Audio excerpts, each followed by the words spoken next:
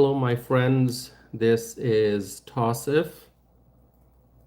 I hope you all are having a great evening. It's almost midnight,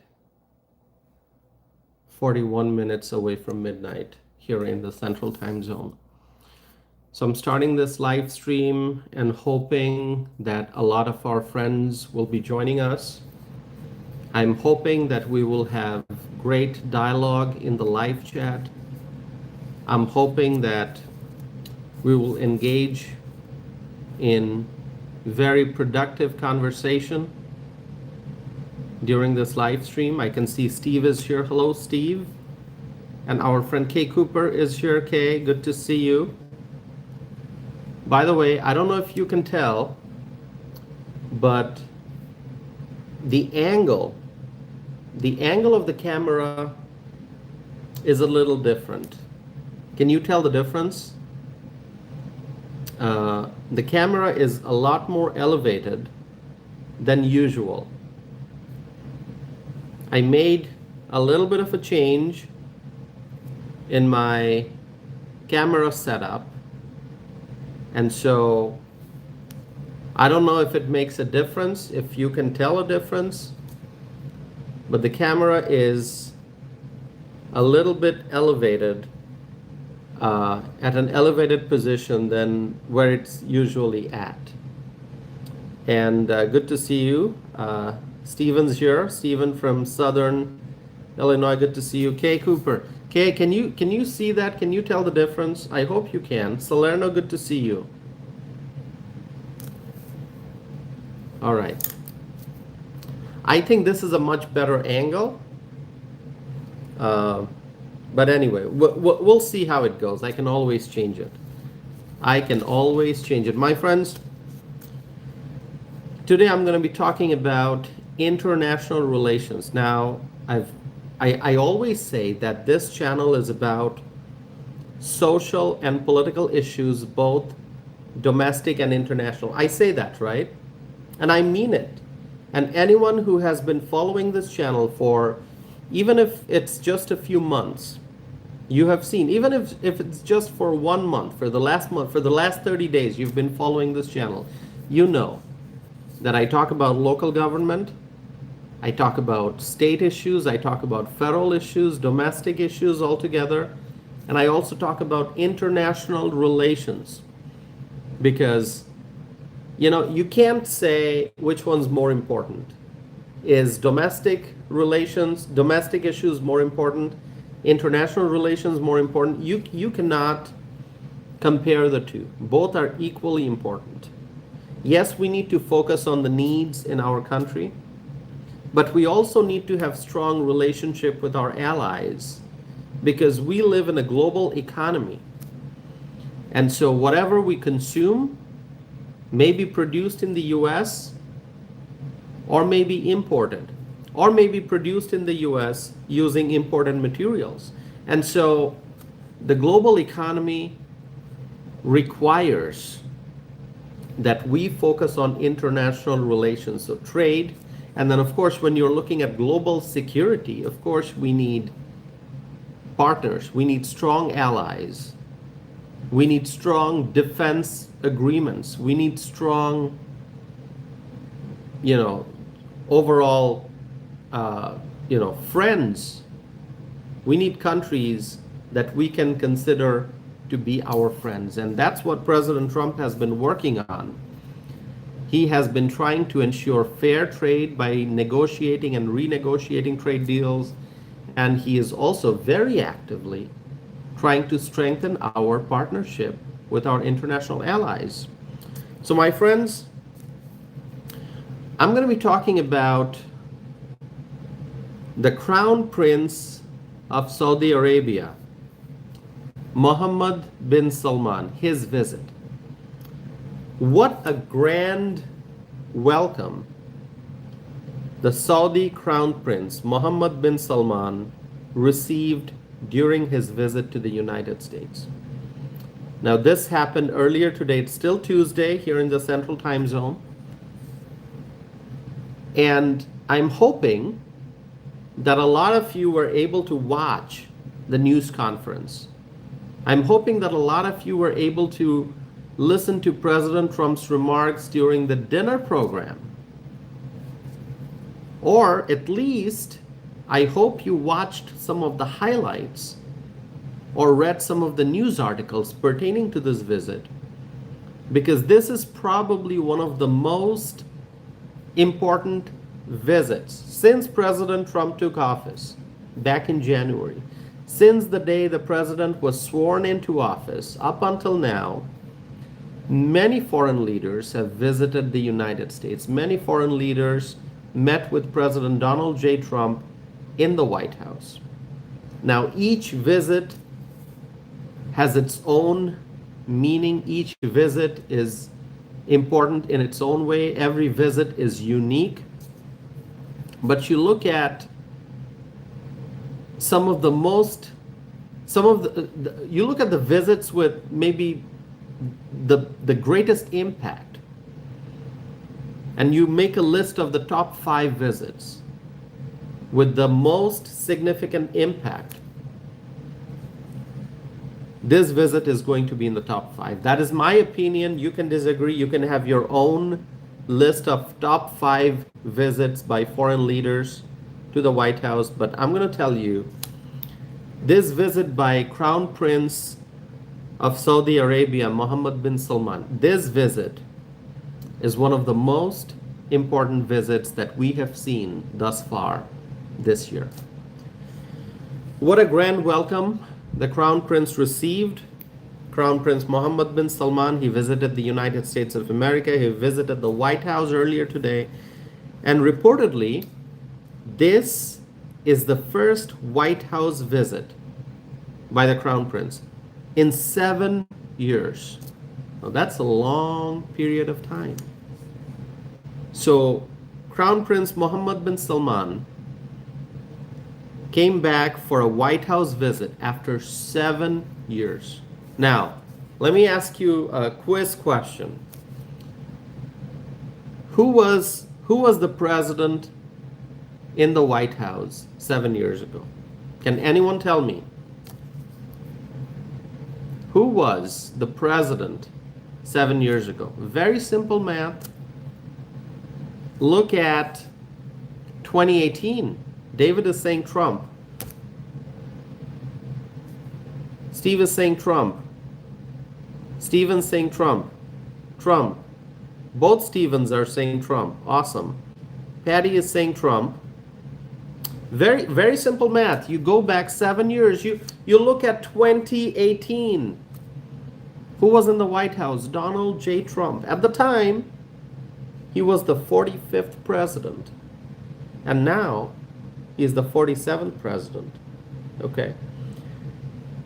So the last time the Crown Prince of Saudi Arabia was in the US was in 2018, was in the White House. 2018, that was during President Trump's first term in office.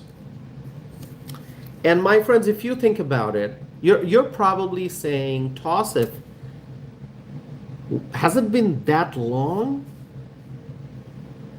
You're probably saying, Tausif, 2018 was just yesterday, right? It was just yesterday. No, 2018 was 7 years ago. I know it's hard to process that information. Trust me. Because all these years since COVID outbreak, since the 2020 COVID outbreak, I don't know how our perception of time changed. It feels like these years went by super fast. I mean, especially between 2021 and 2024, those 4 years that we spent in tremendous pain, those 4 years that when we faced great suffering because Biden was in the White House, because the Democrats were in power. So we spent 4 absolutely horrible years when the Democrats had control of the White House, with Joe Biden in the White House. 4 years of absolute misery. And I understand you feel the same way. We had inflation, skyrocketing gas price, all kinds of craziness. The the vaccine mandates. Remember the vaccine mandates? Remember the mask mandates and the vaccine mandates? Horrible 4 years that we spent with the Democrats in power in the White House. And so when I say to you now, the Crown Prince of Saudi Arabia was in the White House 7 years ago, and that was 2018. You're probably saying, toss it. I just cannot believe how we passed all these years, 7 years, and 4 out of 7 years, the Biden years seem just absolutely horrible. Anyway, 2018, we had a great president in the White House. But now, this version of Donald Trump is much stronger than the first version of Donald Trump. It's the same man, same person. But Donald Trump in 2018 was a different Donald Trump. The Donald Trump now is the strongest leader you can think of. My friends, anyway, the Saudi Crown Prince is back for a visit. And if you have not seen the video, you gotta look at the video of the grand welcome. When President Trump was welcoming Prince Mohammed bin Salman, that welcome, if you have not seen that video, there's still time to see it because you can replay that. But if you say, oh, I'm going to watch it over the weekend, you might forget. By the time you get to Saturday, you might forget. Over the weekend, you may be busy with other things and you just totally forget to see the video. So you better do it right after this live stream. As soon as this live stream's over, stay here with me for now because we have a lot to talk about. So stay here with me. But as soon as this live stream's over, I would highly recommend that you find on the internet the video of the grand welcome that Crown Prince Mohammed bin Salman received when he arrived at the White House. Grand welcome, like I said. President Trump was welcoming the Crown Prince of Saudi Arabia. There was a red carpet. There were horses. And there were fighter jets. This was probably the most amazing part. There were fighter jets flying over the White House. U.S. military fighter jets. Okay? And you could tell that the White House really made special arrangements for greeting Crown Prince Mohammed bin Salman. Okay, because I've been following all these visits by the foreign leaders. Okay, Asian leaders, African leaders, European leaders, leaders from, the Australian leader. So leaders from various parts of the world, they have been visiting the White House. And this year has been so busy because of these foreign leader visits. And you go through all the welcome traditions that we saw, how the leaders were greeted. This was different. This was different because this was a special visit. Because we're talking about Crown Prince Mohammed bin Salman. And the White House really made special arrangements for this welcome. And I hope you remember the grand welcome that President Trump received when he visited the Middle East, when he visited Saudi Arabia. It was just a few months ago. It was not that long ago. But do you remember? Do you remember the fighter jet escort the fighter jets greeting President Trump's plane and escorting the plane while still in air. That was truly amazing. And so President Trump, he got perhaps truly the most grand welcome that you can think of when he visited these countries, Saudi Arabia, Qatar, and the United Arab Emirates. Nothing like the grand welcome he got when he was there. Um, and we discussed those visits on this channel. Do you remember that, my friends? Let me ask you this. Do you remember? If you've been following this channel for the last few months, I'm sure you've heard me talk about it. Yeah, Kay remembers, our friend Kay Cooper from Texas. Kay remembers that. And so the kind of welcome President Trump received. And now, this was our turn to welcome Crown Prince Mohammed bin Salman of Saudi Arabia. And it was a grand welcome. The fighter jets, the red carpet, the horses, and President Trump had his cabinet members waiting. Truly amazing. I'm telling you, I won't be able to describe it. You have to watch the videos. Okay? So go ahead and do that. So my friends, the friendship between the United States of America and Saudi Arabia, this friendship has reached a truly amazing point. And each day, it's getting stronger. Ken is here. Ken says, hello, brother Tassif. Ken, so good to see you. I'm so glad to see Ken's name pop up. Ken from Appleton. Ken, how are things in Appleton? Good to see Ken tuning in. Wonderful. Ken is saying cold. I know it's getting cold. I'm not that far. Well, I'm probably 1.5, 2 hours, 2 hours away. I'm 2 hours away, but in the same state. So I know it's getting colder. By the way, let me ask my friends. You can tell that the angle of the camera placement is different from the previous videos that I've done. The camera is a bit more elevated. Okay, so the camera is pretty much at the face level. Usually it's below my face level, and usually I'm looking sort of at an angle downwards towards the camera.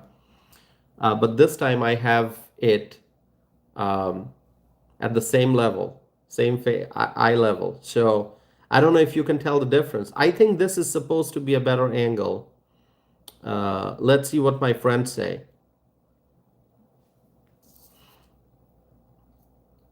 It's a better angle, right? Okay.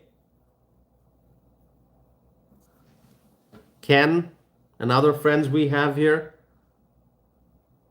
Ken says looks good. Thank you.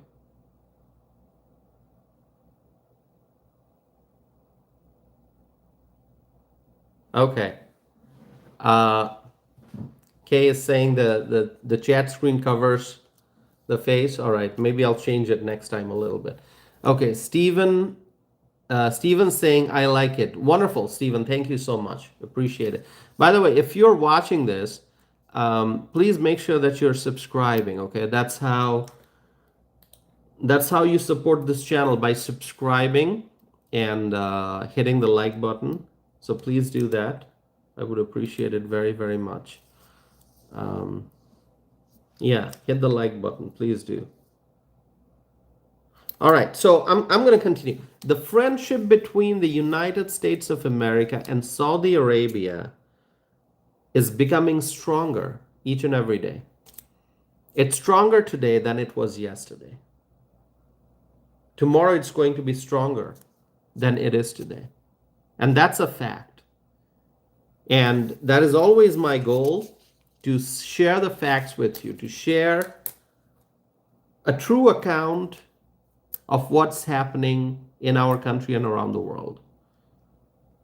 But you know what? People have different views. People have different views. A lot of folks disagree with me. But I gotta tell you, a lot of folks disagreed with me before the election, before the November 2024 election. If you remember, right here on this channel, when I was presenting my analysis of the battleground states, I was talking about the Electoral College map, I was talking about the Electoral College votes, I was talking about the various polls, I was talking about President Trump's chances of winning in Wisconsin, in Michigan, in Pennsylvania, in Georgia, and North Carolina. When I was discussing all this, there were a lot of people here on this channel who said, "You're wrong." And they didn't say it in such simple terms. They used a lot of colorful language. People who mocked me, people who made fun of me, people who insulted me, people who called me names. They called me all kinds of names. They were making fun of me right here in the live chat. And I didn't block them. I didn't block them. Because I knew from my analysis, I knew that what I'm saying is likely to end up being true. My analysis about the Electoral College maps. When I said Trump's going to win Georgia, that ended up happening. When I said Trump is very likely to win Michigan, that ended up happening. When I said North Carolina is not a battleground state, it is a red state, I said that. And I talked about it. I said, why are they saying North Carolina is a battleground state? It's not. Trump's going to win North Carolina. Now, I also said, hey, I can't guarantee anything, because no one can guarantee anything. Things can change, especially in politics. Things can change overnight. But I did speak with a lot of confidence, and I did say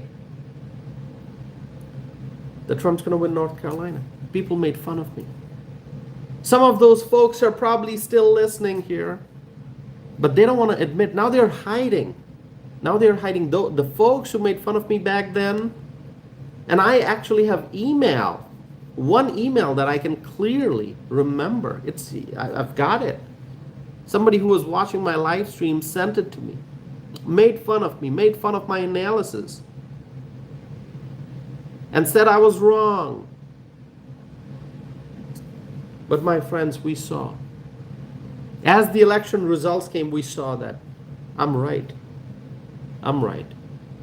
And I feel so blessed to have friends like you supporting this channel. So when I say that the relationship between the United States of America and Saudi Arabia is stronger today than it was yesterday, and tomorrow it's going to be even stronger, when I say that, I see folks here making fun of me. Not everyone.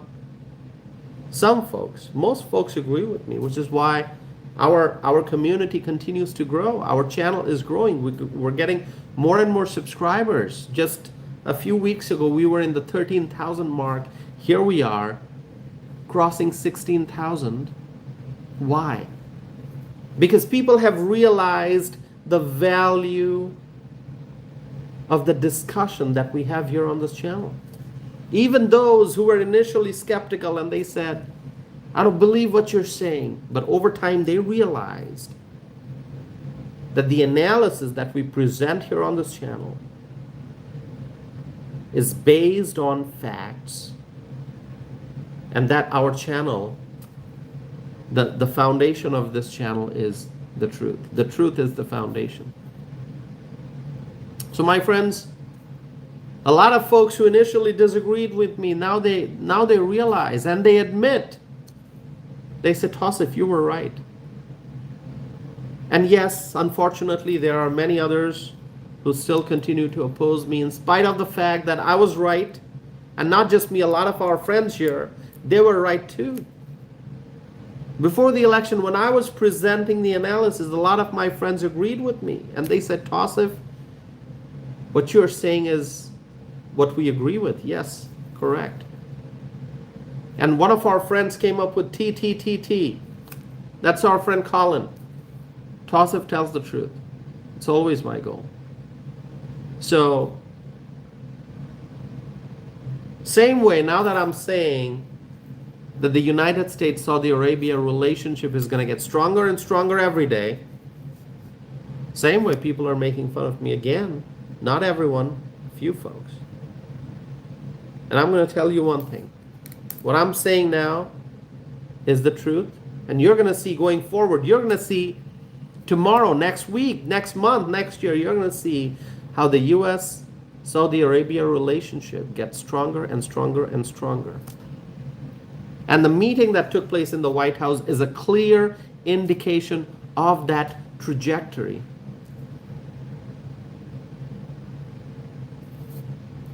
My friends,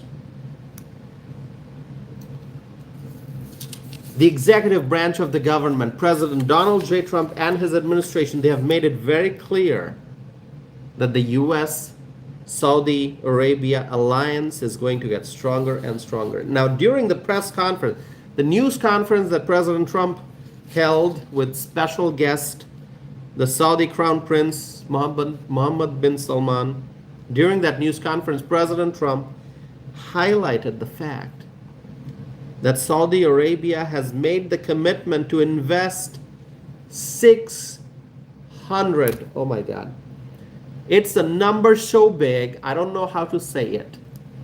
I'm going to say it, $600 billion. No. If you were saying, Tausif, did we hear that correctly? You said 600 million, right? No, I said 600 billion. And once again, someone here is going to say, Tausif, hold on a second. I'm sure I heard you say 600 million with an M. And I'm going to say, no, you should go get your ears checked. If I'm saying billion and you are hearing million, there's probably a medical condition that needs to be addressed. Maybe there's an issue with the ear. Maybe the hearing needs to be improved. Because I'm saying billion, you're hearing million. 600 billion, I said that. Billion with a B. Billion with a B. And if you're still saying Tausif, I'm sure I heard 600 million. Is that what you said? I don't know what else to say. 600 billion with a B. You can read what our friend Kay Cooper is writing. She is writing the exact number. 600 billion. My friends, Saudi Arabia has made the commitment to invest 600 billion in the United States. Now I'm going to counter my own self. Are you ready for this? This is going to get more and more interesting. I just said 600 billion, right? Okay. Did I say 600 billion? Bree, good to see you. Ken and others who are watching, did you hear me say 600 billion? Well, now I'm going to tell you that number is not correct. And you're going to get confused. I know. AC Cruz, good to see you. Steven saying 600 billion dollars, right? Yeah, I said that. Now I'm saying that the number has changed. Initially, Saudi Arabia made the commitment to invest $600 billion in the United States of America, but that number has changed. During the meeting, the number changed. People went into the meeting thinking 600 billion, but over the course of the meeting, that number changed. That number is now almost $1 trillion. Right. That is correct. Because you know what? With President Trump in the White House, with the Republicans in charge in Congress, things keep getting better for the United States of America. When President Trump said, we're going to be winning, winning, winning, a lot of folks didn't believe him, but that is exactly what is happening right now. We are winning, winning, winning. Tommy Brown, good to see you. Our friend Tommy Brown's here. My friends, this is how we win. This is how things get better for us each and every day, thanks to President Trump and the Republicans in Washington. The Republicans in Washington, in the House, in the Senate, they're fighters. They're wonderful people. The Republicans, they're allies of President Trump. So when that meeting started, the meeting between President Donald Trump and Saudi Arabia's Crown Prince Mohammed bin Salman, we knew it was 600 billion that Saudi Arabia committed to invest in the United States. And over the course of the meeting, during the meeting, in front of the press, this did not happen behind the scenes. It did not happen behind closed doors. It happened right in front of the press with the media, video recording. They're taking pictures, they're recording the dialogues, they're watching everything. This happened in real time, live. This happened. Not behind some closed door where negotiations are taking place and the commitment goes from 600 billion to almost a trillion. It happened as we were watching. That dollar figure changed from $600 billion, which is massive, to almost a trillion, and it may go up even further, who knows. The Crown Prince announced that the investment commitments in the United States will increase to almost $1 trillion.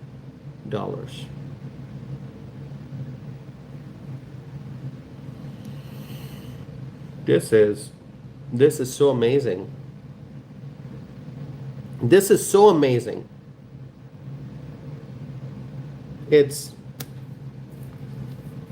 I am so happy. I'm so proud. If you voted for Donald J. Trump, I want you to understand one thing very clearly. Now listen to me, please. This is important.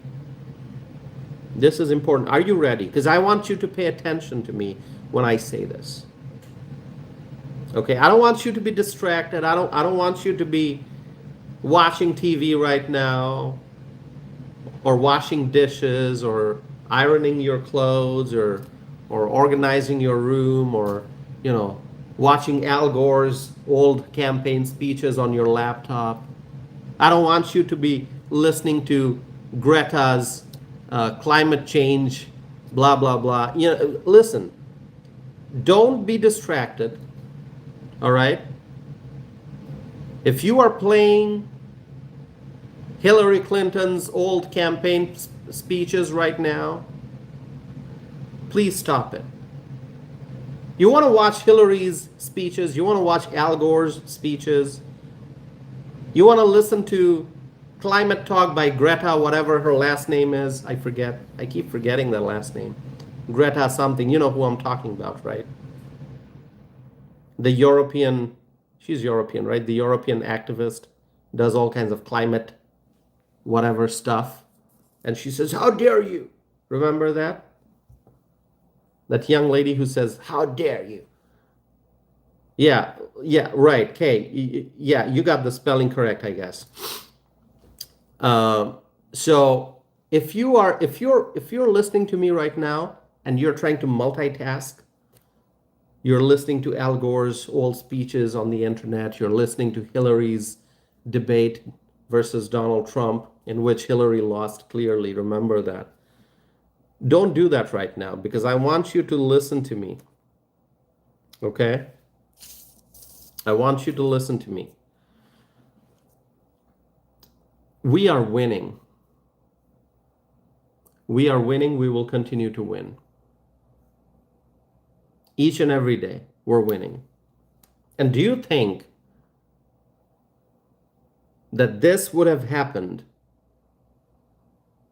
all these investments coming into the United States, do you think this would have happened if Kamala Harris would have won the election? Tell me. Do you think all of this would have happened if Kamala Harris would have won the election? Let's imagine a scenario. You got Kamala Harris in the White House. Do you think all this money, all this investment would be coming to the US?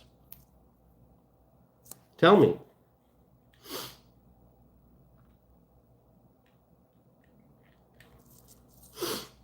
Well, Matthew has the answer. Matthew says it would never happen. Matthew, I completely agree with your answer. It would never happen. Never. If Kamala Harris would have been in the White House today, this would never happen.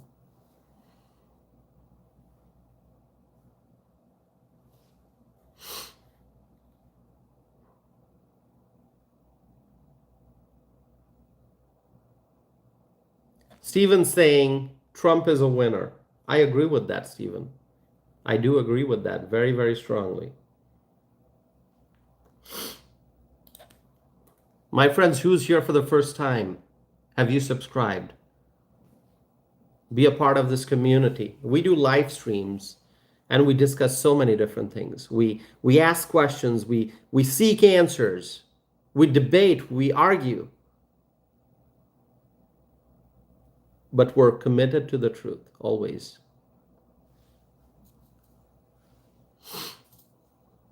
Thank you all. Good to see you, everyone. Good to see so many wonderful people here today. Thanks for being here, my friends. If you love the discussion, subscribe. If you like my hat, subscribe. If you don't like the discussion, if you don't like my hat, still subscribe, because maybe I'll change your mind. Maybe the more you listen to the discussion that we do here on this channel, maybe you'll realize the truth. Maybe you'll be able to separate the truth from the falsehood. Maybe you'll realize that what we are saying is correct.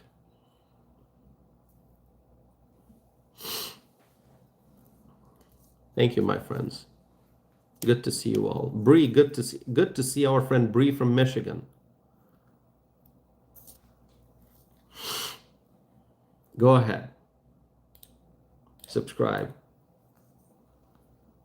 Someone says, love your accent. Thank you. It's very kind of you. I appreciate it. Ask me questions, right? Let's see here.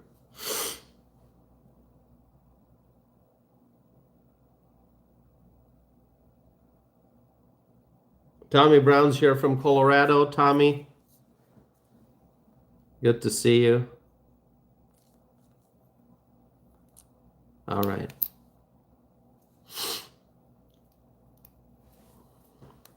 All right, my friends. 47 likes in 39 minutes. Excellent. Let's keep that going. All right. So this would never have happened if Kamala would have been in the White House right now. This wouldn't have happened. What would have happened is we would be losing businesses. We would be losing businesses. Businesses would leave the US and go and set up operations in other countries if Kamala Harris would have been in the White House. Okay? If Kamala Harris would have been in the White House right now, we would be losing businesses right and left. Our economy would be shrinking.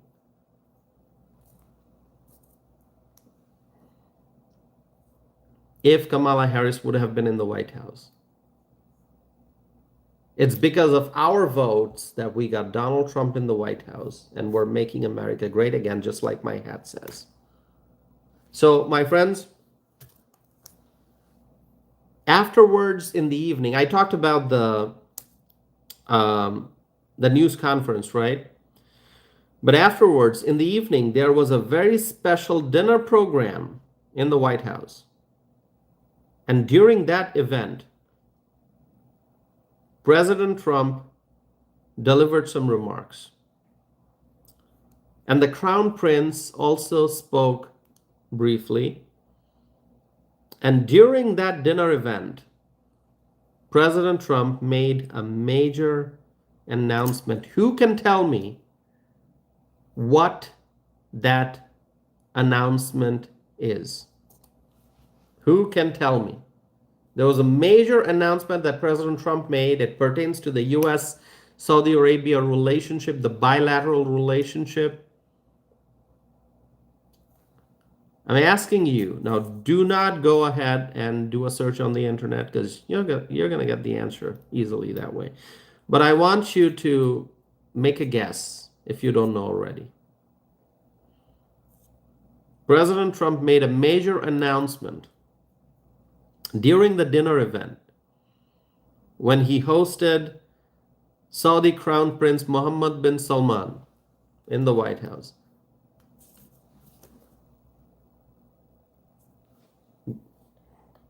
AC Cruz is saying hit the like. Good to see you, AC Cruz, our friend from Arizona.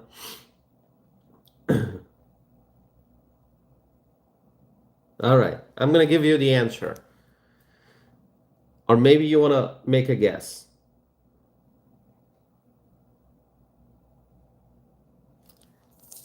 President Trump made the announcement that the United States of America will designate Saudi Arabia as a major non-NATO ally.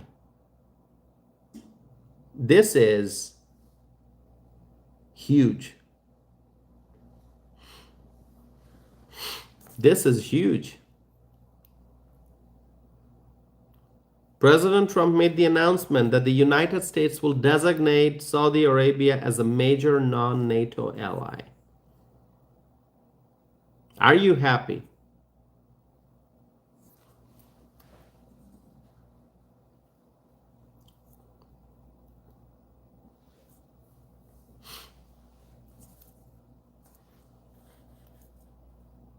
All right, I'm gonna review the live chat here.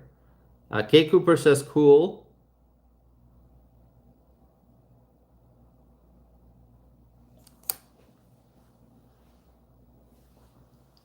So this is major. You have to understand the significance of this. This is a very, very strong defense and economic partnership.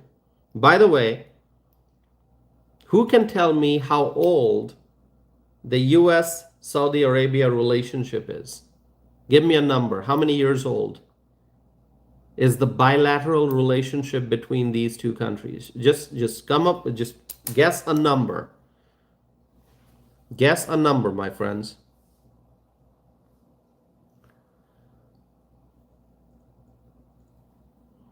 Just make a quick guess. How old is this relationship? Tommy Brown says 18. Okay, you're thinking 18 years. Someone's saying 14 years. Someone's saying 32 years. Tommy Brown saying 7 years. Al is saying 60 years.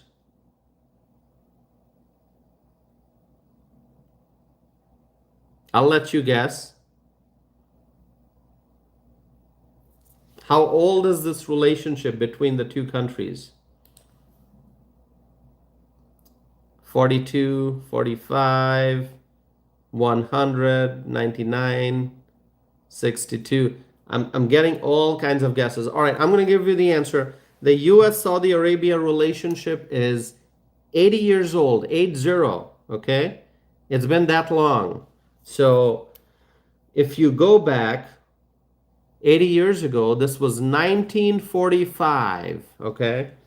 And President Trump, during his speech, he did mention that a meeting took place between FDR and King Abdul Aziz.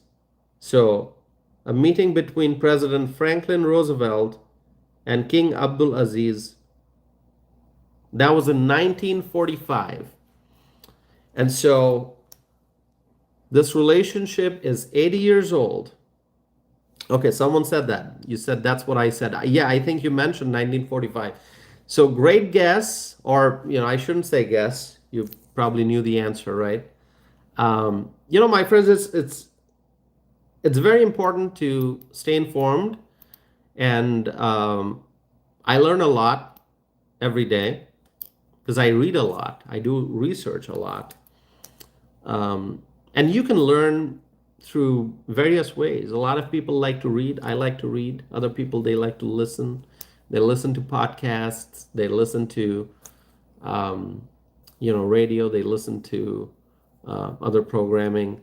And some people love to watch. You watch the news. You watch different shows, informational programs. But we have to stay informed, however you do it. All right.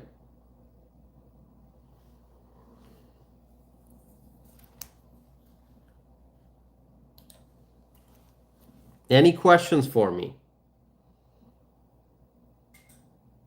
Stephen saying, I learn a lot from you. Thank you, Stephen. Thanks so much.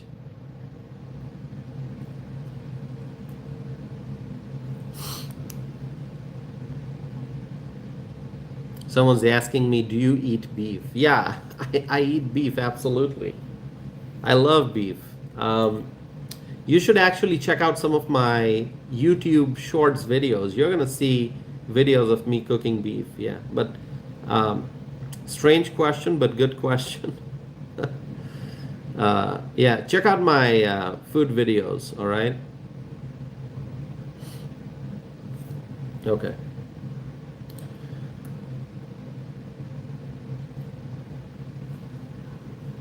Let's see.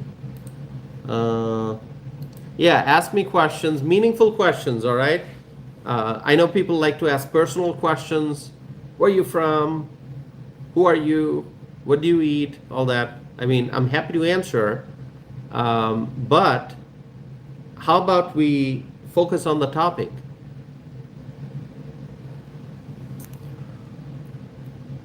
How about we focus on the topic? Let's talk about social and political issues, domestic and international.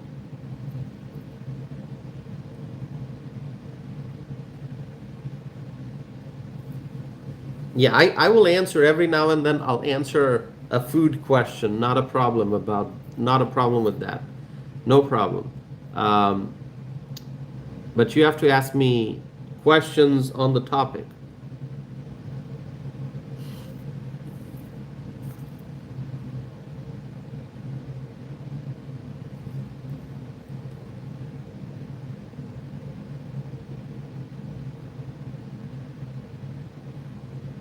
Kay Cooper is asking about the investments, right? Is that what you're asking about, Kay?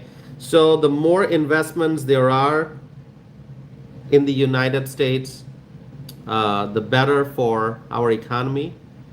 More jobs will be created. There'll be greater opportunities for the people. And so, I mean, the positive effects are going to be tremendous. And it's not just, I mean, the positive effects, it's like a it's like a ripple effect, okay? So imagine money coming into the United States for investment. And maybe there's a new operation being set up in some American city. Maybe they're building a distribution center. Maybe they're building a factory. They're building an assembly plant, whatever it may be. They're establishing some kind of commercial operation, okay? That means there will be job vacancies. That means people will apply for those jobs. That means Americans will be hired. When they are hired, they're able to provide for their families. They're able to send their kids to good schools. They're able to save money. They're able to make purchases, and then that helps the businesses. That helps the retailers. If you set up a factory, let's say, we're going to keep things simple. You set up a factory in any city, in any town, okay, and now you got 200 people working in that factory, they're going to need housing in the region, okay, so demand for housing is going to go up. If they are going to be working in that area, they will likely buy gasoline from that area. They'll likely buy food from that area. They may be before, after leaving work and before reaching home, they may do grocery shopping in that area. So I mean, that's how you get the ripple effect. One thing leads to another. So more investment and more benefits. All right.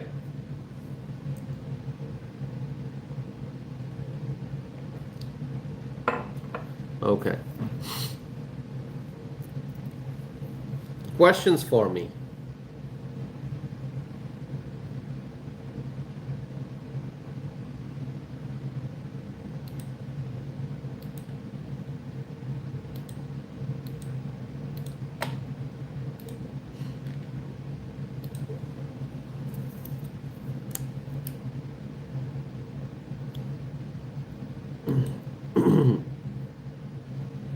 Someone's writing America first. I agree with that 100%. America first.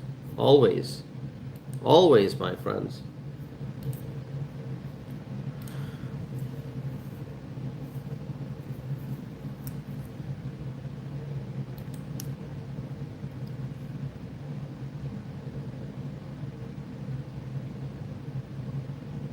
Someone's asking, was you born in America?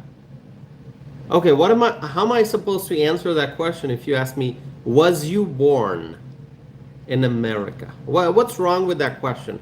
Can anyone tell me what's wrong with the question, was you born in America? Grammatically, it's not a proper question, is it? Was you born? It should be, were you born? It's not was you born. You got to fix the grammar, all right? Okay. Were you born? That's more proper. Bad grammar.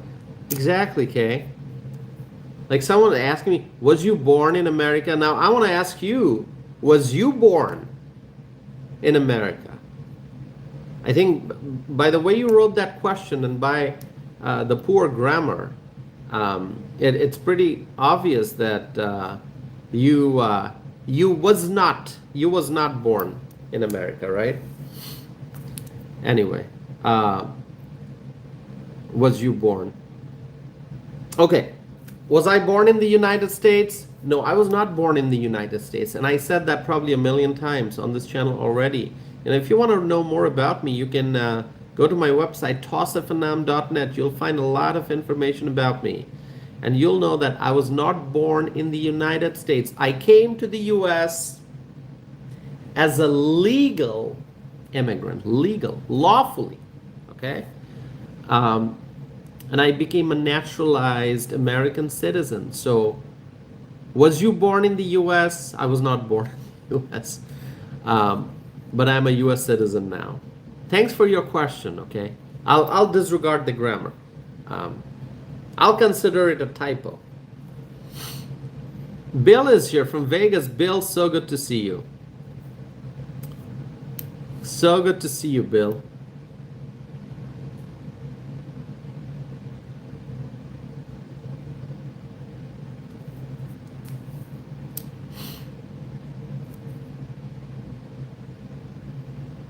Amitabh is saying congratulations. Thank you. I appreciate it. Bill is saying T. Tosif tells the truth. Paul is saying Trump ending wars. That is a true statement. President Donald J. Trump is ending wars. He ended 8 wars. He's going to end another one, the Ukraine-Russia issue. It's a bigger challenge than one thought it would be. But I think President Trump has a strategy to end that war. Okay. All right, my friends, let's see. Best president ever, MAGA. Salerno is saying that. Absolutely. Kay Cooper is saying greatest military ever. I love that, Kay. I love that. Greatest military ever. My friends, will you please join me in thanking our military? Just say thank you, US military, or thank you, American military. Thank you, United States military. However you want to write it, will you please thank our service members? Please go ahead, do it in the live chat. You can do that.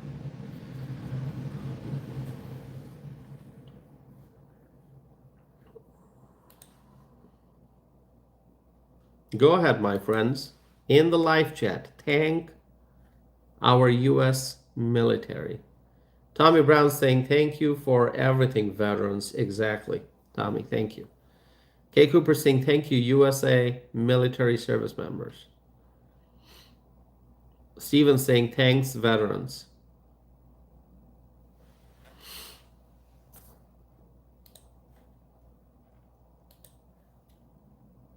Okay, there's someone here who's saying, hold on a second. I gotta read that comment. Hold on a second. Someone's saying, what was that? Saying the government doesn't care about you. Did someone say something like that? Oh, the government doesn't care about you. Because I can respond to it, and I will. Anyone said the government doesn't care about you? Who said it? Donnie, did you say it? Was it somebody else, Donnie? Listen, do we need the government to like care? Like, I mean, that whole statement is very, very confusing. The government doesn't care. If you say the government doesn't care about you, what exactly is the government? What is the government? Are we looking for the government to care about me? You know, we human beings, we care about each other. We care about our neighbors. We care about our family members. We care about our friends. We care about our loved ones. We care about our classmates. We care about our coworkers. We care about, the people we come across, the people we meet, the people we run into. We care about each other. This is humanity. We human beings, we care about each other.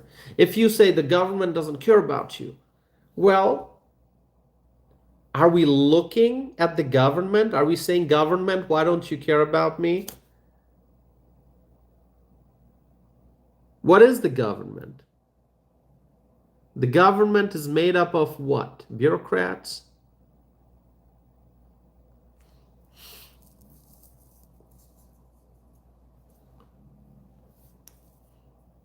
My friends, we care about each other. I care about the people in my neighborhood. I care about the people in my city, in my state, in my country. That's all we need. We need to care about each other. That's all we need. Humanity, my friends, humanity. We care about each other. We treat each other with love and respect, and that is what I try to do always on this channel. And whenever I see harsh comments aimed at me, whenever I see name calling, insults being written on this live chat, I say, you know what? I pray for you so that God softens your heart. I pray for you so that God gives you kindness in your heart. I pray for people so that they treat each other with respect. That is what I always do. And I think the world is going to be a better place if we treat each other with respect. Let's stop all the name calling. Let's stop all the insults. We can do it right now. We can disagree, but we don't need to insult each other. I never insult anyone.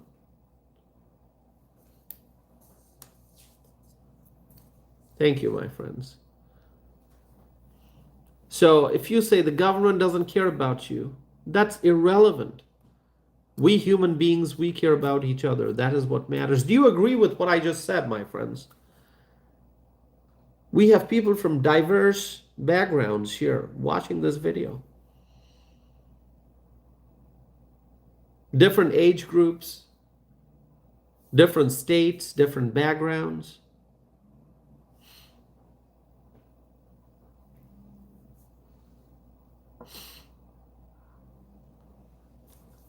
Salerno is saying, absolutely agree with you. Thank you, Salerno. Tommy Brown saying, yep.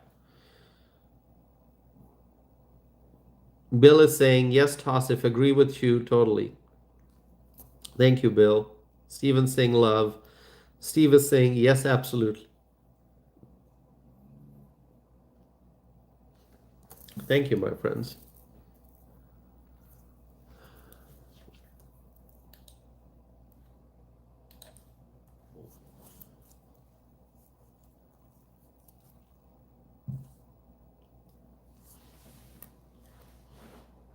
All right.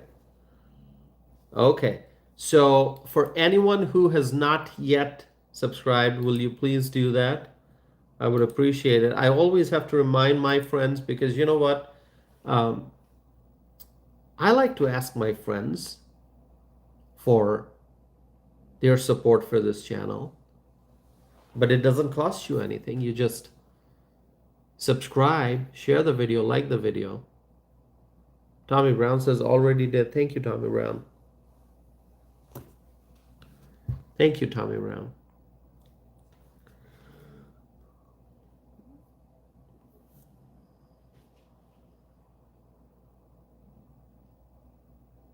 All right.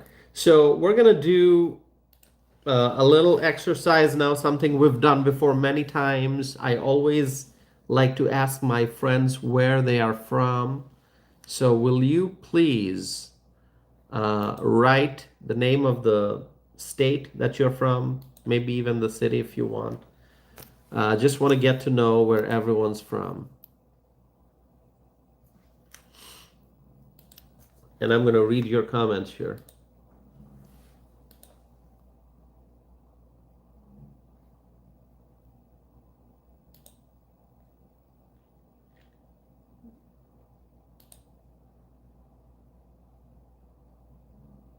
Steven's from Harrisburg, Southern Illinois. Steven, always great to see you.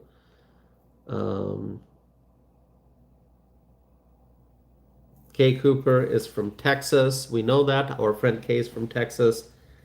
Steve is from Georgia. By the way, Steve is saying Steve's from Georgia. By the way, Georgia is going to have one of the most important U.S. Senate races in the country, 2026. Are you ready for it? We have to defeat a man whose name I'm not going to mention because I want to ask you to make a guess. Steve, you're in Georgia. Tell us, who is that Democrat who needs to be defeated in Georgia in 2026? Who can tell me? Easy question. Easy question.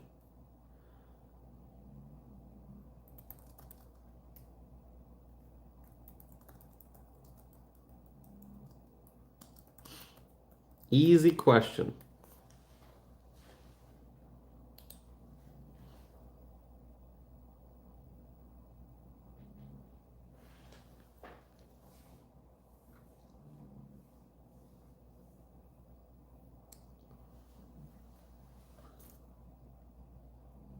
Who is that Democrat who needs to be defeated in Georgia in 2026 for U.S. Senate?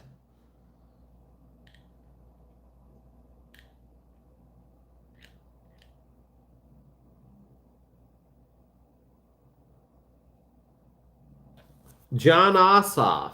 Exactly, John Ossoff. And every time I say this, every time I talk about Georgia, I just, it's almost like going back to 2021 and not being able to believe, not being able to process what happened. How did we go from having two Republican U.S. senators in the state of Georgia How did we end up going from 2 Republican U.S. senators to 2 Democrat U.S. senators in Georgia? I cannot believe it. But you know what? We have to make corrections now. We have to make corrections. Whatever happened, happened. It's in the past. So we have to make sure that going forward, we we the Republicans, reclaim one of the U.S. Senate seats in Georgia. And we have a wonderful opportunity to do that in 2026 by defeating U.S. Senator John Ossoff. If we can defeat him, if we, the Republicans, can defeat John Ossoff, we'll be able to regain 1 seat, and then we'll do the next.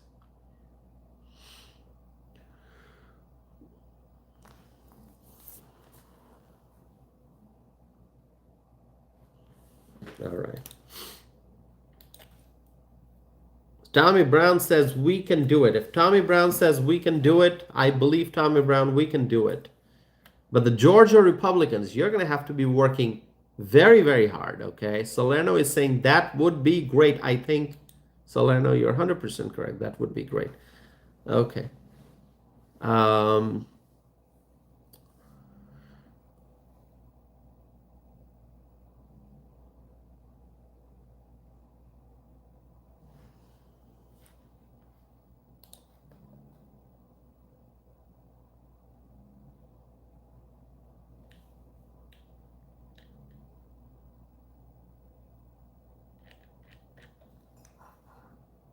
Go ahead, my friends. Write your questions to me.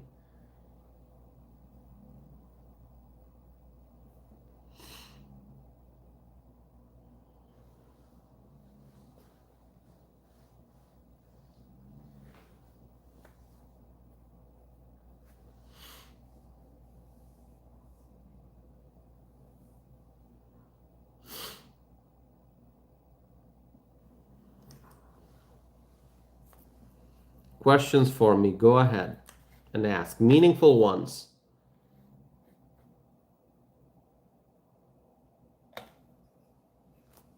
Pertaining to social and political issues, domestic and international.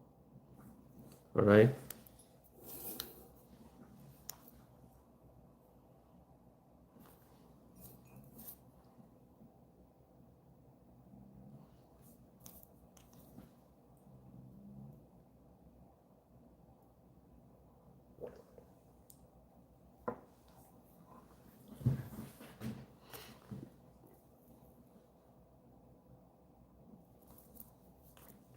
Bill, are you leaving? Bill says good night, everyone. Well, Bill, thank you for being here. Good night. And is it Rosa is saying, what do you think about Mamdani? That's a great question. What do I think about Mamdani? What do I think about Mamdani? I think the people of New York City made a very big mistake. I think the people of New York City are going to soon realize what a major mistake they made by voting for this man named Zoran Mamdani. The people of New York made a big mistake. And I'm still shocked. I still cannot process how this happened. Communism has no place in our society. No place in our society. We cannot allow communism to win. And yet we see the people of New York choosing communism by voting for communist Zoran Mamdani. How did this happen? How did we get to this point? How? New York City with a communist mayor? If somebody would have told you 10 years ago, if somebody would have said, hey, 10 years from now, there's going to be a communist mayor in New York City, what would you have said? What would you have said? Would you have said, oh yeah, I can believe that? Or you would say, that's crazy, that's never going to happen. I think that would be any rational human being's reaction to a statement if somebody said, 10 years from now, there's going to be a communist mayor in New York City. People would say, no way, it is not possible. People would confidently say there is no way the people of New York is going to vote for a communist. And yet we see this. Is New York ready to deal with the burden of communism? Communism doesn't improve people's lives. Communism makes everyone worse off. Everyone worse off.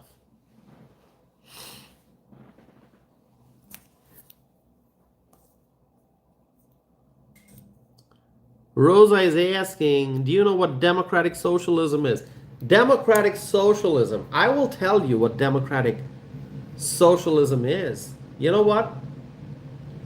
Communism has failed, socialism has failed, but there are people who wish to try old failed policies over and over again. People who are in denial, they don't acknowledge the fact that socialism has failed, communism has failed. There are individuals out there who think, oh, this time if we try that, it's going to work. No, it's never going to work. Socialism's never going to work. Communism's never going to work. Okay? Because socialism and communism suppress people's freedom. And anything that suppresses people's freedom, that can never work. That can never succeed. That can never prosper. And so, when you say democratic socialism, that is just a repackaging. That's just repackaging. What they do is take the same old failed policies that have failed all over the world. Communism failed, socialism failed, but still, there's a group of clueless individuals, people who don't know what is going on. They call themselves democratic socialists. And they want to try the same old failed policies again. But this time, to kind of try to make it legitimate by saying, oh, this is not socialism, this is democratic socialism. And what are we, fools? You think we're fools? We're supposed to embrace something that you just put the word democratic in front of? Oh, it says democratic socialism. Oh, this is the good one. Oh, this is the good one. Now, not the bad socialism. This is the democratic one. This is like new edition. All right? It's going to fail. It's the same old thing. You can call it democratic socialism. You can call it socialism democratic. You can call it democratic socialism, democratic, whatever. No matter how many words you add Democratic before socialism, after socialism, whatever you do is the same old thing. It's going to fail. It's going to fail miserably. Do you agree with me, my friends? Do you agree with my viewpoints? Let me know in the live chat.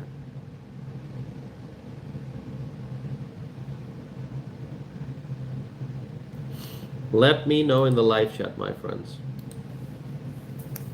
204 people watching. I think our views are going up. More and more people are tuning in. My friends, this is the time to encourage everyone to subscribe so that they can be a part of this community. Tell people, those who are tuning in for the first time, they're listening to this video, they're watching this video, and they don't know what's going on. They don't know what this channel is about. They don't know what we discuss. Tell them that we talk about social and political issues, both domestic and international, and we do live streams almost every day. And this is not just me speaking in front of the camera, but this is interactive. We interact in the live chat. We ask questions. We answer questions. We share information. We read each other's viewpoints. And, our goal is to make America great again. So anyone who is watching, please encourage them to subscribe. Okay. Was that really fast? Was that like a rap? I don't know. Was that really fast? The fastest I've spoken on this channel? I don't know. Maybe I've spoken faster than that. Who knows? I've been doing live streams for Long time. Started in January of 2024, and here we are approaching the end of 2025, and we're soon approaching January of 2026. It's gonna be 2 years now.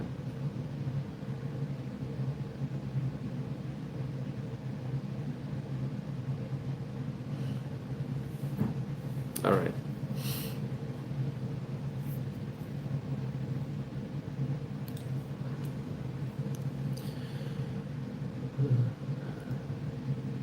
Rosa is saying, hey, hey, hey, respond to my comments. I did, Rosa. I did. Where are you from, Rosa? What state are you from? Are you from New York City? Are you from the city that elected Zoran Mamdani? Is that where you're from?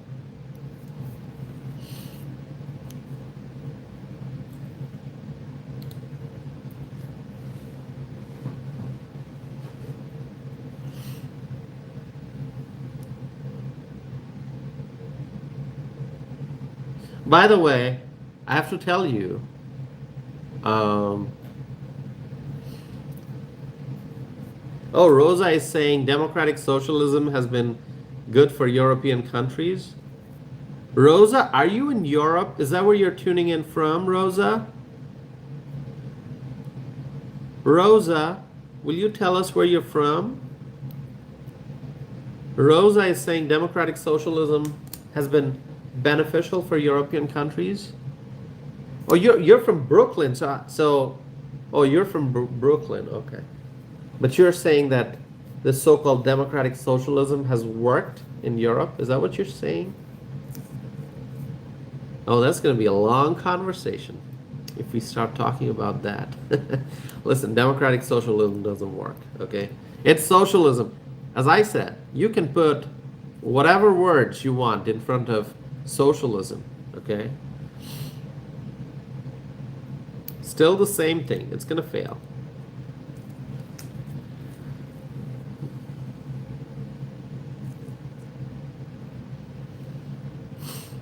You know, so, okay, interesting.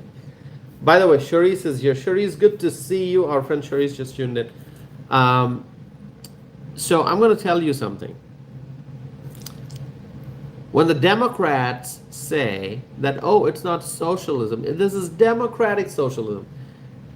Democrats have a history of playing with words. That's what they do. They play with words. They use words to try to make their point.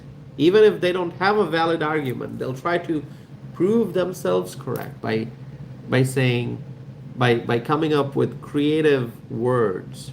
Like, I'll tell you what. People are now saying, oh, it's not socialism, it's democratic socialism. These are the same people who don't use the word illegal alien. They say newcomers.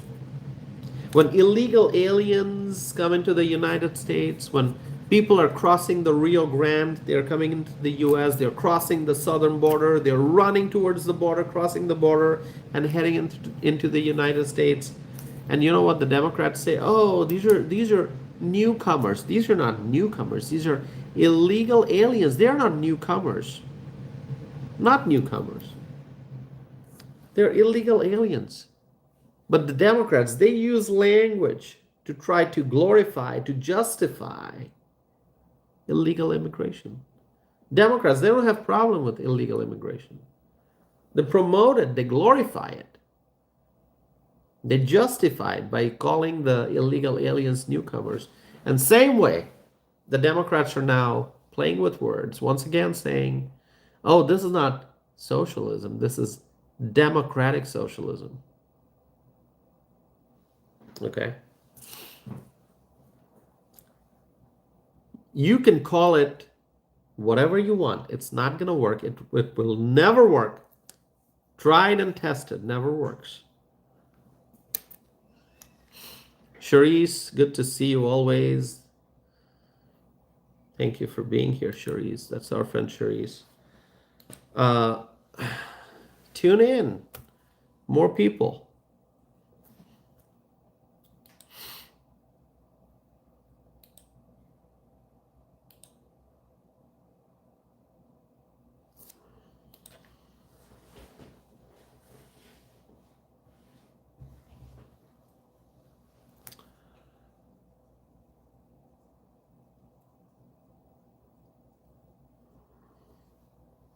Okay.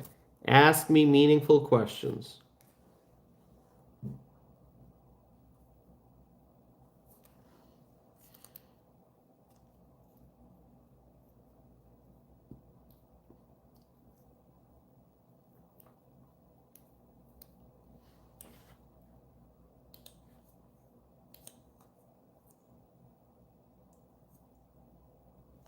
Okay. Um, I think there are new people who want to know more about me, and so what I'm gonna do, hold on a second. I'm gonna give you my website address. All right. Uh,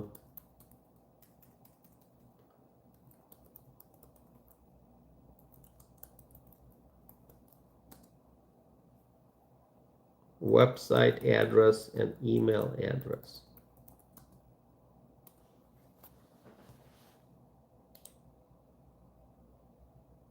Okay. Yeah, feel free to visit my website if you want to know more about me because I see new names here today. Lots of new subscribers too. So, those who want to find out more about me, my background, you can visit my website. Okay. Did you see I posted the website address?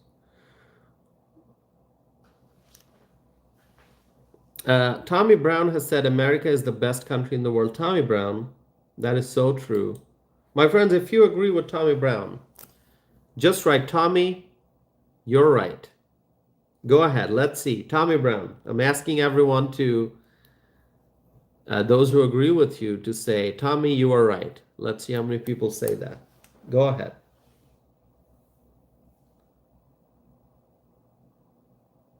You are right, Tommy. Absolutely. Steven's saying, Tommy, you are right. Solano is saying, Tommy, you are right.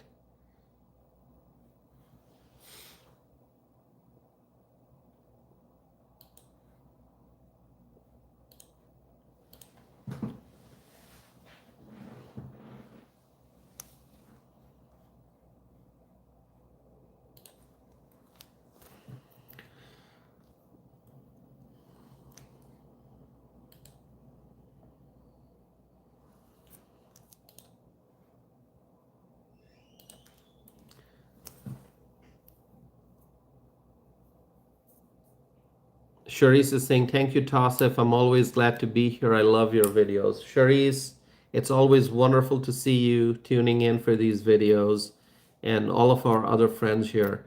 And I truly appreciate your support. This channel is alive and well. This channel is moving forward at full speed because of your support, each and every one of you.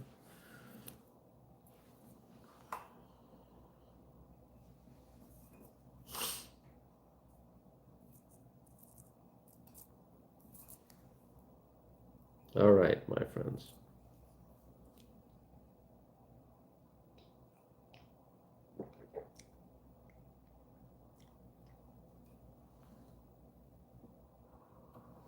Let's see. Mm.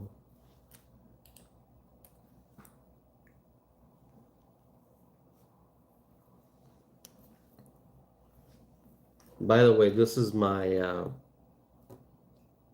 Wisconsin cup. Did you see that? It says Wisconsin. This is my Wisconsin cup. It's pretty cool, huh?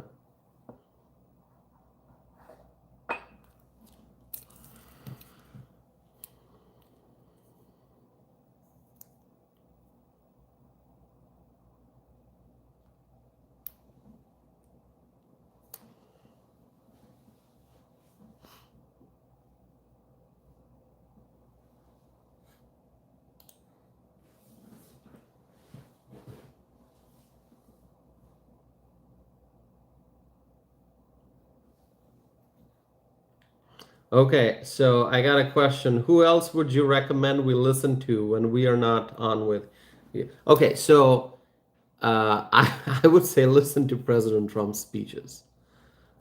That's what I will tell you. Um, President Trump gives many speeches. He delivers many speeches. And it's not possible to listen to each and every speech. Obviously, those are long speeches at different events. But I think whenever you have a chance, just replay some of his speeches from different events.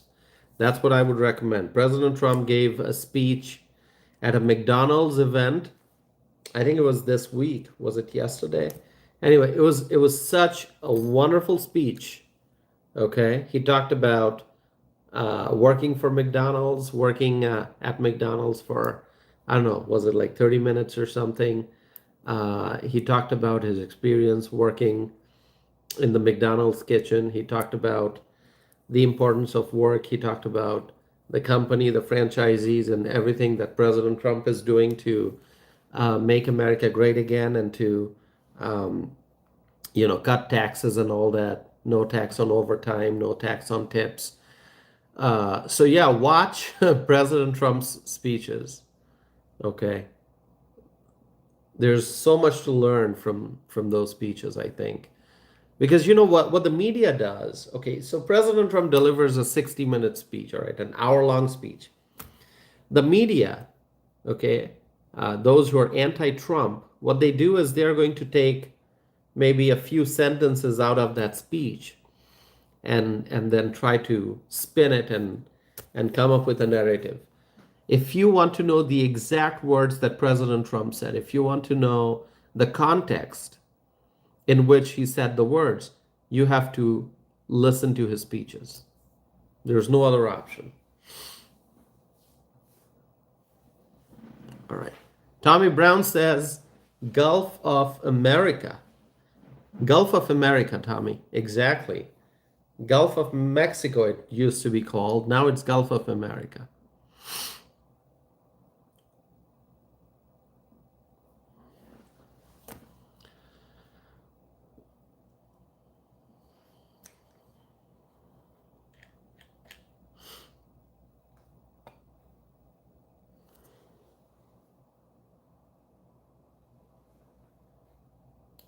Gulf of America. That's what it is called now. All right. Wow, we are at 94 likes. This is so awesome. Do you think we could get 6 more likes?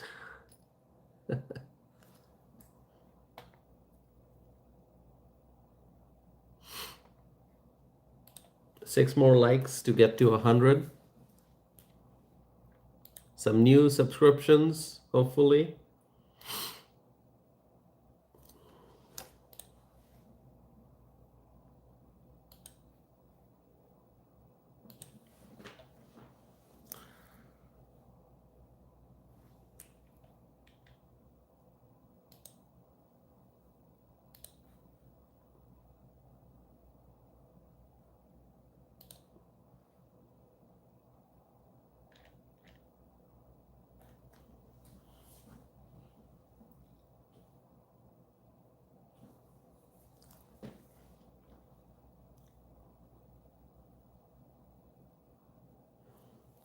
Someone's saying I'm gonna unsubscribe.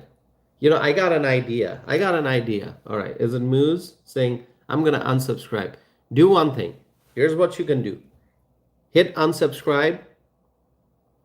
Wait for 10 seconds. All right. Wait for 10 seconds. All right. You got to stopwatch. Wait for 10 seconds. Unsubscribe. Wait for 10 seconds. And then subscribe again. And I'm going to say thank you so much for subscribing and for being here. All right. Do that.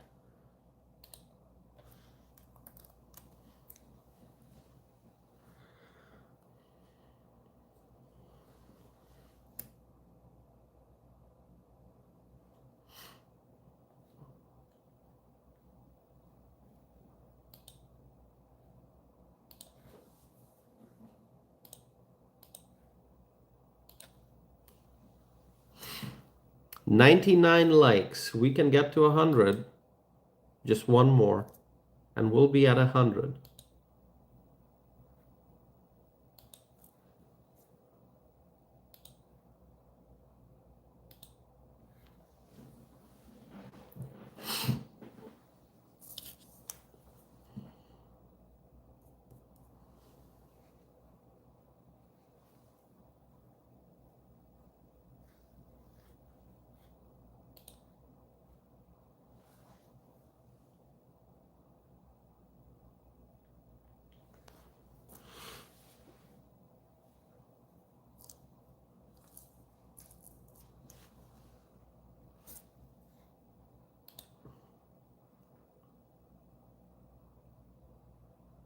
Okay, so the topic, we kind of drifted away in a different direction, but let's focus on the topic again. Let's go back to what we were talking about. We were talking about the US Saudi Arabia relationship. And my friends, um, President Trump, he has clearly stated that he is solidifying economic and defense partnership with the Kingdom of Saudi Arabia. And President Trump is focused on strengthening our strategic partnership. He is focused on achieving technology dominance. He's focused on deepening defense cooperation. He's focused on driving economic prosperity and job creation. And yeah, I think Saudi Arabia has been and will continue to be a great, great ally for us. Saudi Arabia, great ally.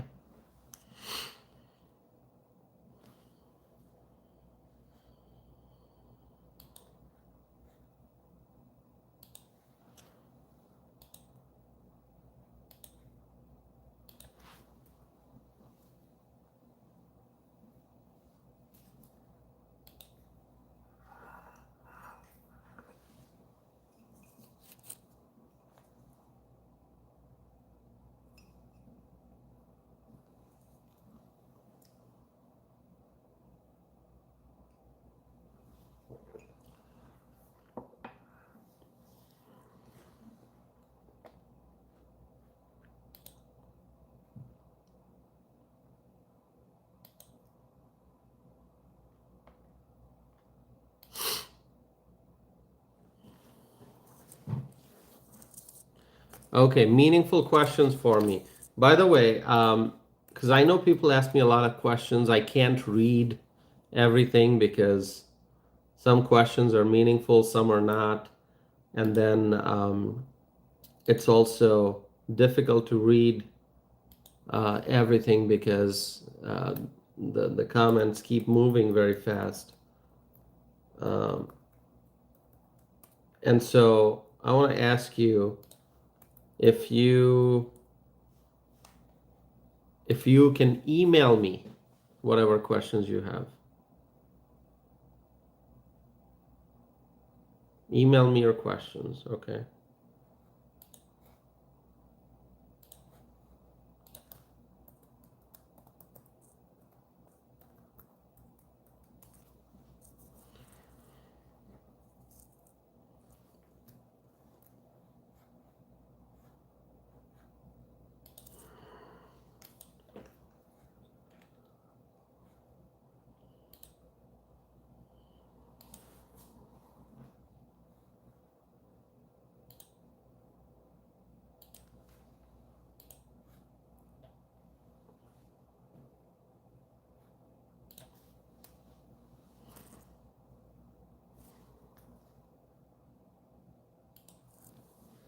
All right, let's see.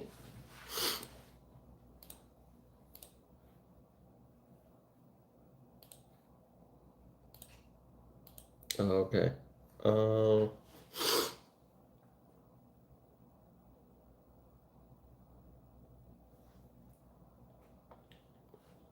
oh, are we talking about the balance of power after the 2026 election?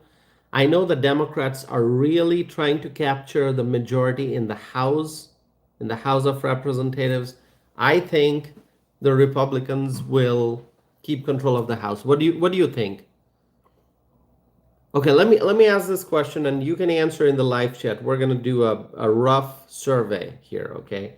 Not gonna count all the numbers for and against, but just do you think that the Republicans will hold on to the majority in the House beyond 2026? Yes or no? If you believe yes, write yes, otherwise no. Go ahead. And I'm going to just visually here see what kind of comments come in. Tommy Brown says yes. Straw says no. Uh, there's one more yes. Sharice saying yes. Someone saying no. Soleno saying yes. K Cooper saying yes. That saying yes. Is it that? I can't. Okay.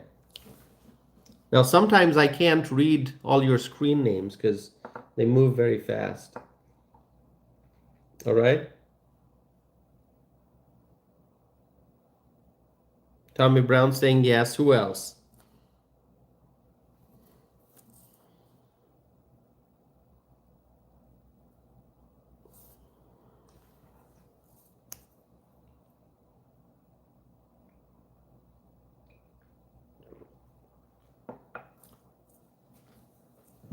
Steven saying yes.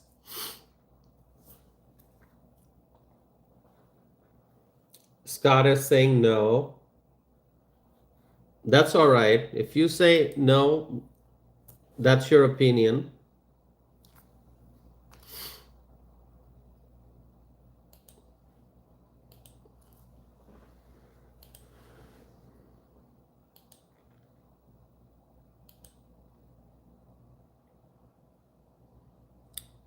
Moose is saying, what do you do for fun? Okay, I'm going to answer that question. Let me yeah, let me just repeat once again what I said. I think that the Republicans will hold on to the majority in the House. I think the Republicans will hold on to the majority in the Senate as well. In fact, I think we have a real opportunity to go from 53 seats in the Senate to 55. I think the Republicans can get up to 55 seats in the Senate.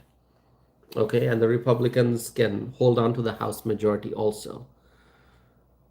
So those are my thoughts. Now, somebody asked me, what do you do for fun? I read. I read a lot of books. I like to go outside. I like to enjoy nice cafes. I like waterfront cafes and restaurants. I like that. I like to drive through Wisconsin's beautiful countryside. I like to watch the night sky. I like to look at the night sky. I like to socialize with people, okay?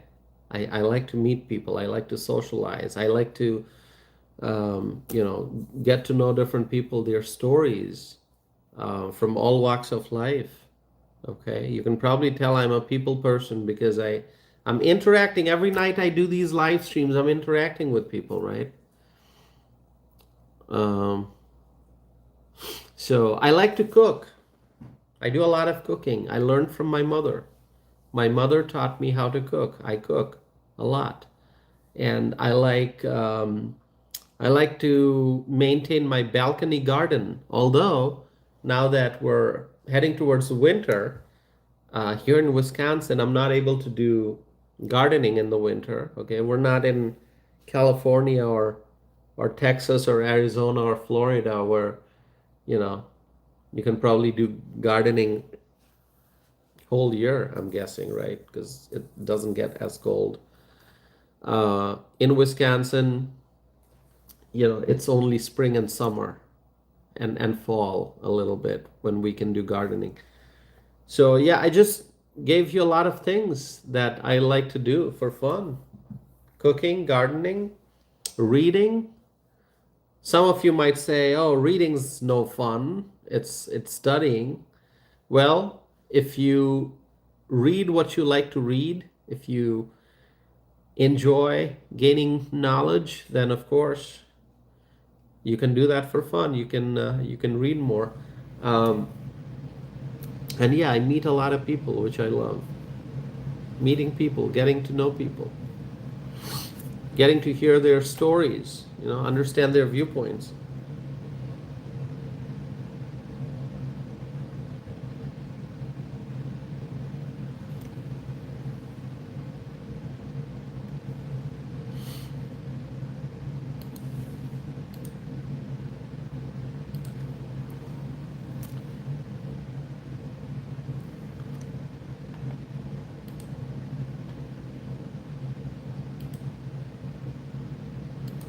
All right.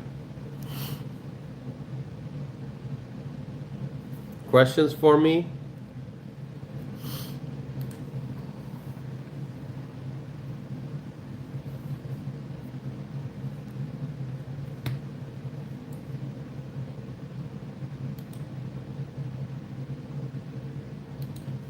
Anyone else here who has not subscribed?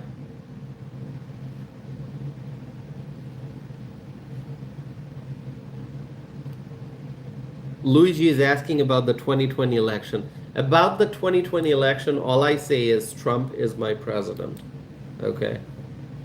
That's what I will tell you about the 2020 election. Trump is my president.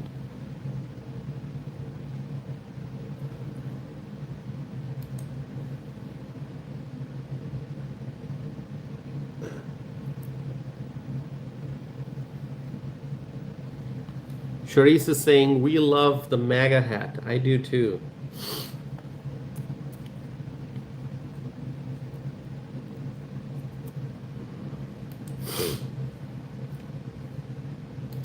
All right. Okay.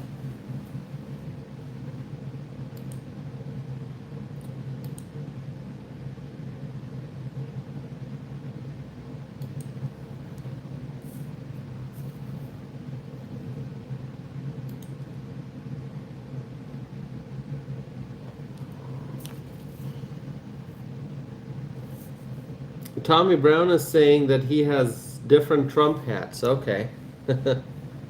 I think I told you I have a red one, but I don't have it nearby. I kept it somewhere. I think it's in my closet. Um,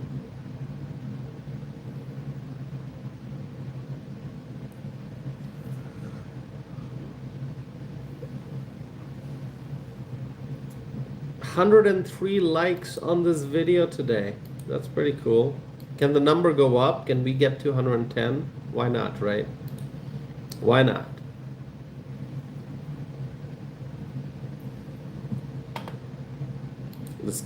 Let's get to 110 likes. 104 so far.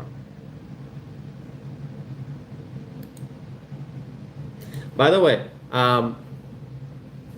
send me email and let me know what other topics you would like me to discuss on this channel. I pick the topics that I wish to talk about every time I do a live stream, but I would love your suggestions. If there's something you want me to discuss, go ahead and send it to me.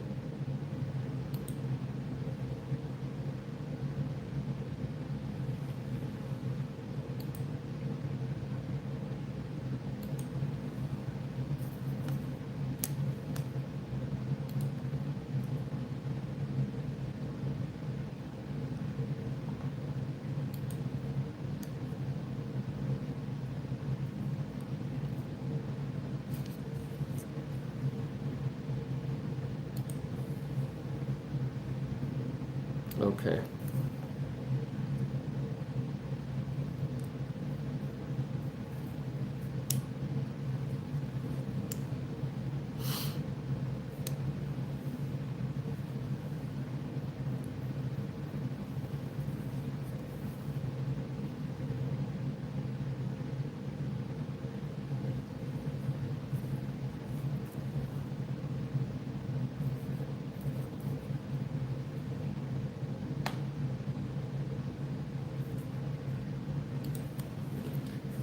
Yeah, I think some folks are being a little upset that I haven't read their comments. Well, I can't possibly read all the comments. There are friends of mine who ask me questions, who write comments that I'm not able to read just because of the volume of comments.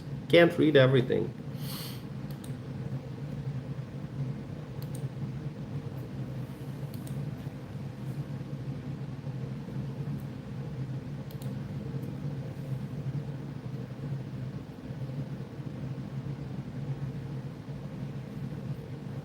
Someone's saying, take your hat off. Why?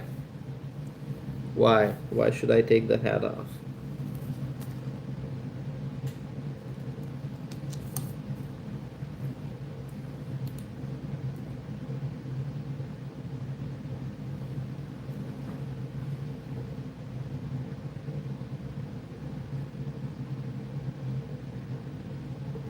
Red is saying, actually answer a question. I did, Red. I did. So many questions that I've answered. I did.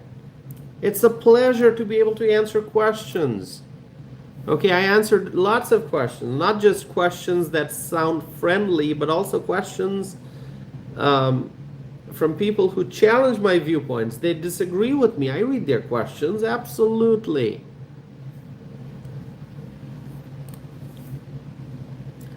Someone's asking me about redistricting. Let me tell you what the red states are doing. Okay, the red states that are trying to redistrict, they're trying to make the maps fair. Okay, they're trying to, um, improve the maps, the red states. Okay, but what's happening in California? That's more gerrymandering on top of gerrymandering that California is trying to do. So the red states who are trying to uh, do redistricting, it's just very simple. It's an effort to try to improve the maps and to make the maps such that the maps represent the true nature of the electorate.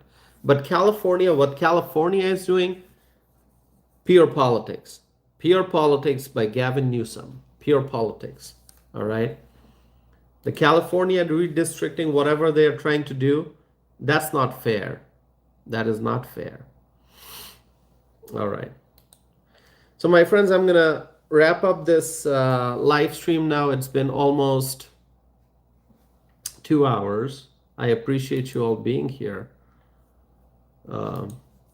Thank you so very much, my friends. I appreciate each and every one of you. But before I conclude, will you please subscribe if you have not done so already? Subscribe and hit the like button. If you are still watching and you have not subscribed, why not? Please go ahead, do it. And then like this video, share this video. 107 likes already, which is wonderful.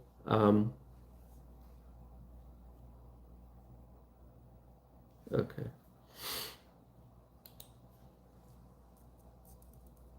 Someone's saying goodbye. I have not left yet. You're saying goodbye. I have not left. I'm still here. If I have a change of mind, I could be here for another, I don't know, 1 hour. Why not, right?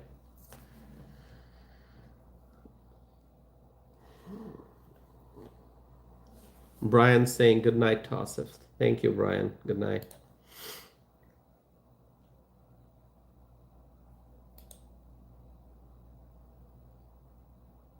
All right, let's do one thing.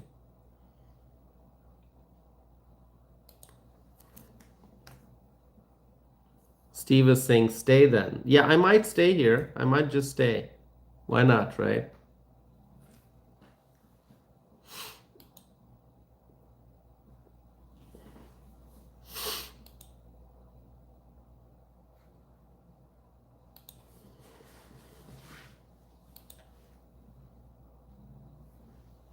Someone wants to see the hair. Yeah, what about it? You know, whenever I wear the hat, some people say, take off the hat, let's see your hair. Yeah, go ahead.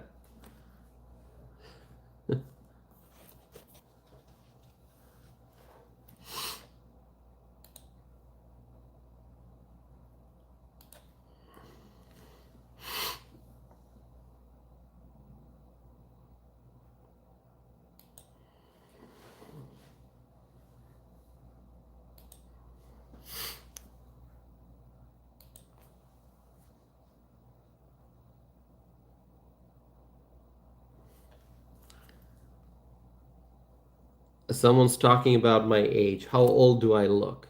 Are you trying to say I look, what, older, younger? So many comments about looks, right? We're here to talk about substance. We're here to talk about issues. Someone says, Luigi says, you look 28. And then someone says 43. Okay. So you're saying I look 28? And someone else is saying I look 43.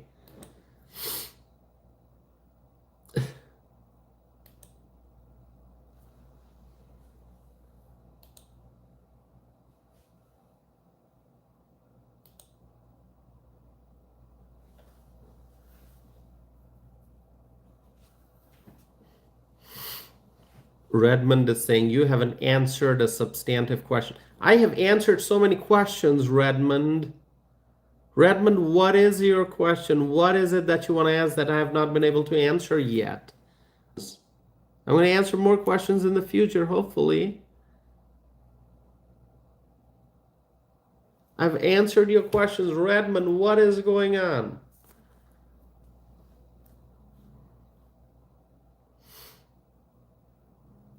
All right.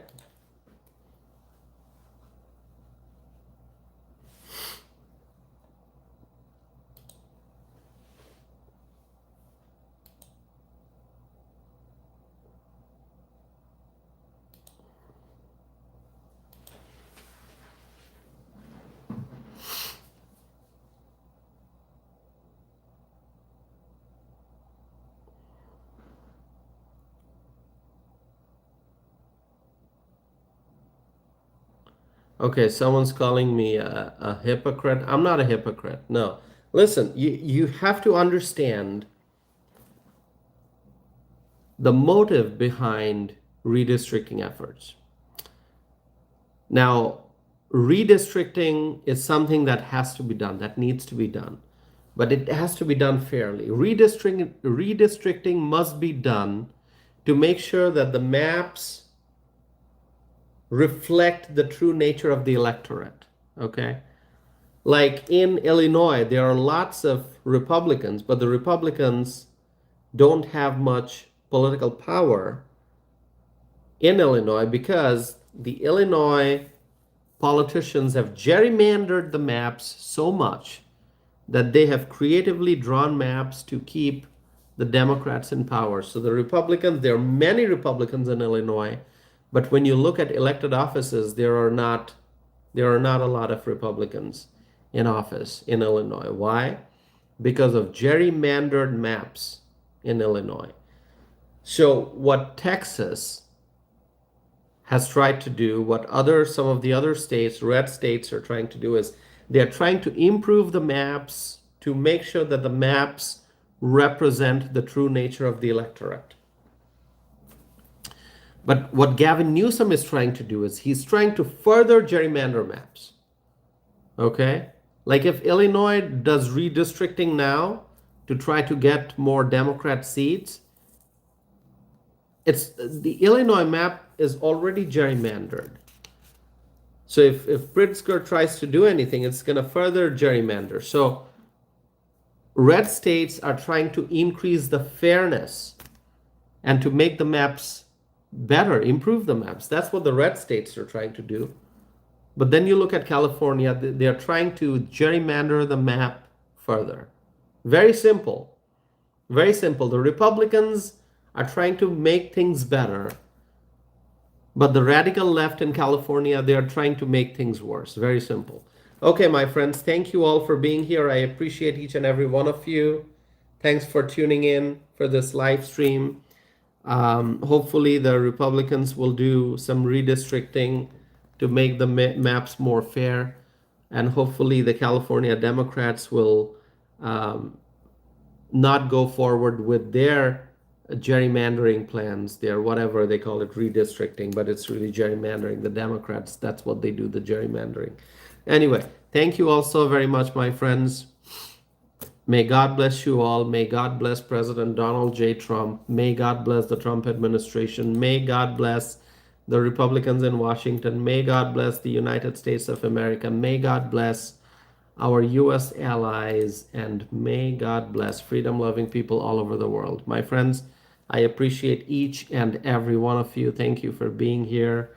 Thank you so very much. And I hope, my friends, that you will join me in supporting our President Donald J. Trump so that together we can make America great again. Thank you all so very much. Have a wonderful night, my friends. And I'm going to see you very soon when I'm back with a new live stream. Thank you. Thank you so very much, my friends. Um, have a wonderful night. I'll see you again very soon. Thank you.